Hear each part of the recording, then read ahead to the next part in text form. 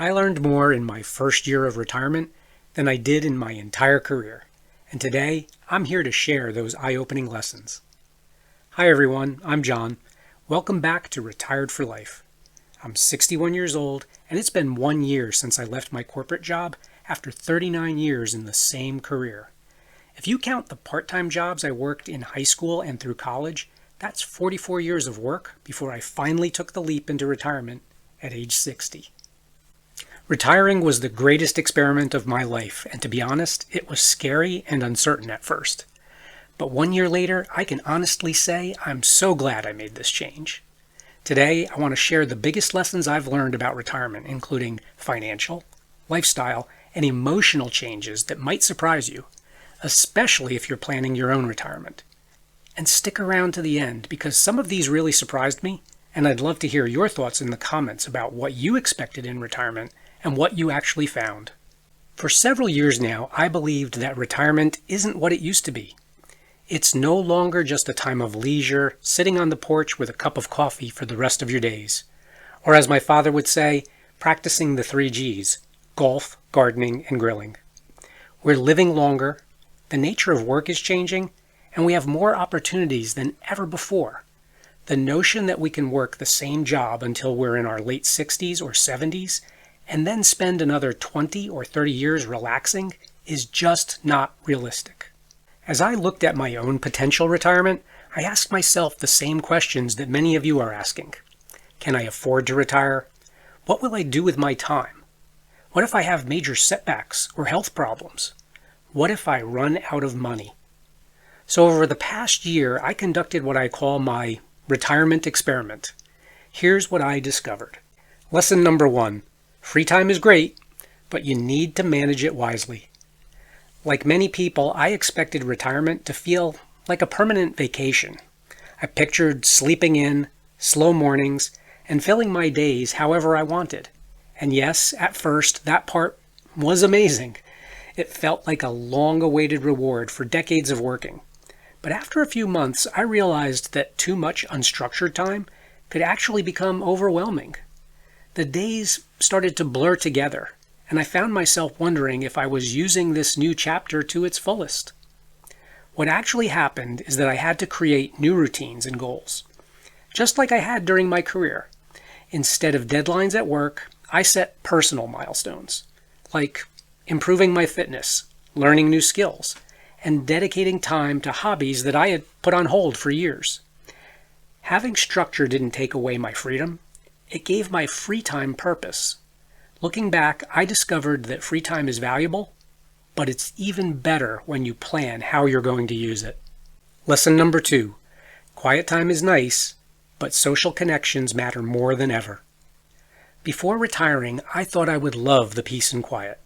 After years of meetings, conference calls, and busy office life, I believed that solitude would be like a luxury.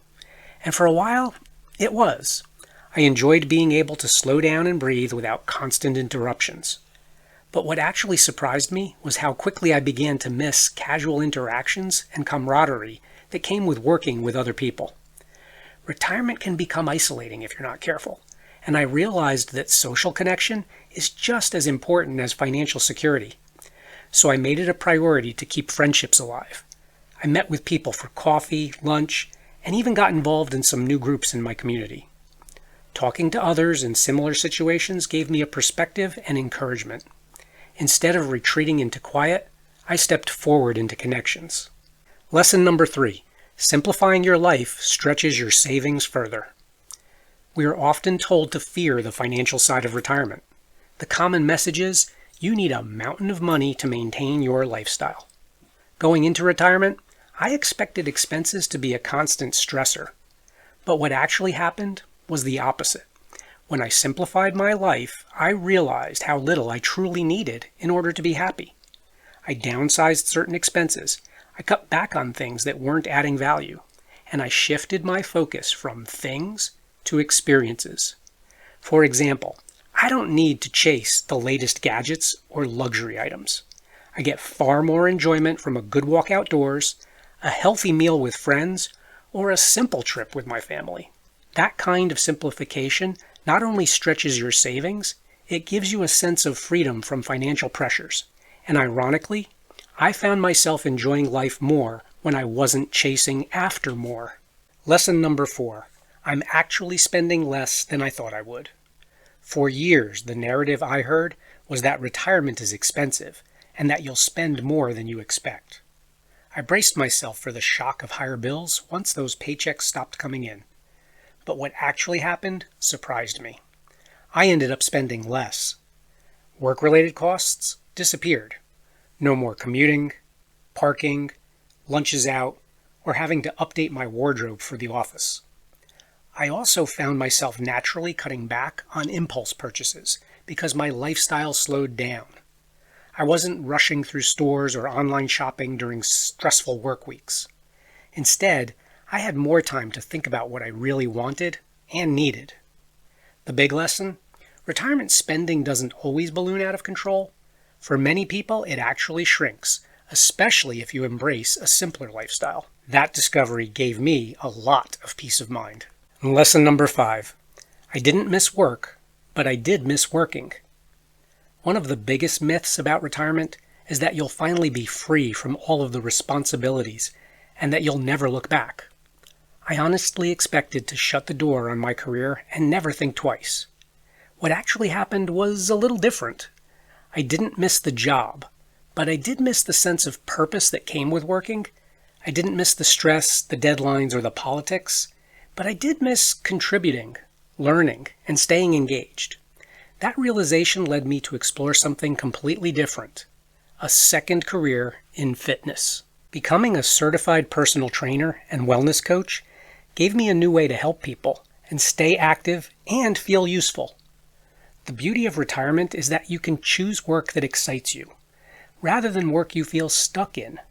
For me, this shift filled a gap that I didn't even know would be there. Lesson number 6. Supplementing my income was the right move. Going into retirement, I expected to live entirely off my savings until Social Security kicked in. That's the standard advice. You save, you withdraw, and you live off that nest egg. But I quickly realized that supplementing my income, even just a little, took enormous pressure off of me. I didn't have to draw down as much from my savings, and that made me feel more secure about the future. Plus, the income I earn now comes from things I actually like doing, like coaching, content creation, and the occasional side project. What surprised me was that it didn't feel like work in the traditional sense. It felt more like fun with benefits. Knowing I had that cushion made me more confident in my spending decisions. This approach let me bridge the gap to Social Security in a way that felt smart, not stressful. And lesson number 7, retirement looks different for everyone. All through my working life, retirement was painted as one picture. Save up your money, stop working, and then live a life of leisure. I expected that most retirees would follow that same pattern. But after talking with other seniors over this past year, I discovered how different retirement can look for each of us. Some people absolutely love their jobs and have no plans to retire. Others desperately want to retire but feel financially stuck. And then there are people like me, who retire but also reinvent themselves with new passions and pursuits.